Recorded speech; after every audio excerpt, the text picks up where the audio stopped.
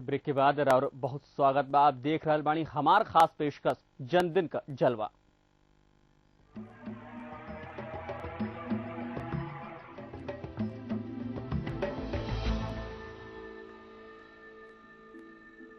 जिक्र आयल बा राहुल गांधी का।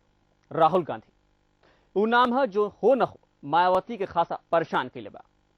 पिछले कुछ दिनों में यूपी के कई इलाकों में राहुल अपना दौरा पर माया के वोट बैंक में सेंध लगावे की पूरी कोशिश कैली। हालांकि एक चतुर राजनीतिकी की तरह मायावती कभी भी राहुल के लेकर खुलेआम कोनो बयानबाजी ना कैली, लेकिन इशारों इशारों में बहुत कुछ कहे से चुकली भी नहीं। एक तरफ दलित राजनीति के सहारे सत्ता नशीन होके वाली एक सोच, और दूसरी ओर सफेद कुर्ता पहन देश के सियासत की पाठशाला में एक नए स्टूडेंट का प्रैक्टिकल।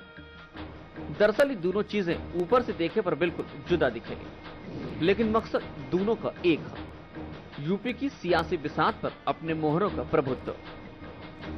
एक तरफ राहुल गांधी जो खेत खलियानों और चौक चौराहों पर अपनी चारपहिया गाड़ी में बैठ के मुस्कुरात और हाथ हिलावत नजर आवेले, तो दूसरी ओर मायावती का राजनीतिक वही पुराना लेकिन गंभीर अंदाज।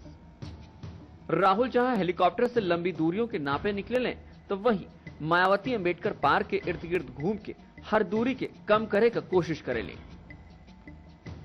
मौका और दस्तूर देख राहुल जब भी यूपी आइले कांग्रेस का हाथ मजबूत करे का कोशिश कैले, लेकिन फिलहाल कद हाथी का ही बड़ा दिख रहा बा।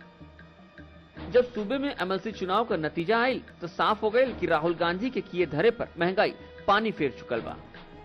36 में से 34 सीट बसपा के मिलल। जना किले के मजबूत दीवारों के भीतर कांग्रेस यूपी में हाथी के शिकार का नीति बनावत रहे, एमएलसी चुनाव में वो हाथी एक किले में घुस गए। बहुजन समाजवादी पार्टी अमेठी की सीट पर जीत गई। ये बात तो खुशी बसपा की हो न हो, लेकिन कांग्रेस के अफसोस बहुत हुई।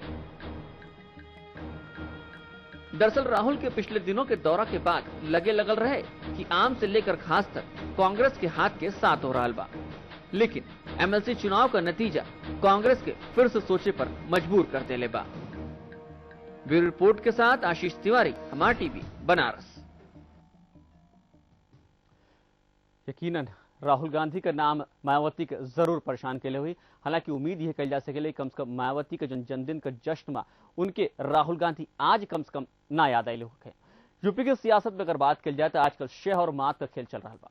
मुद्दा चीनी से शुरू होखेला, पूंजीपतियों के सहारे दलितों की बस्ती तक चल जाला।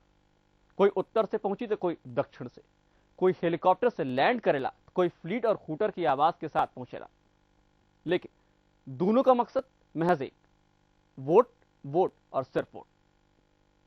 तो आज के फिलहाल एक खास पेशकश में बस इतना ही। नमस्कार।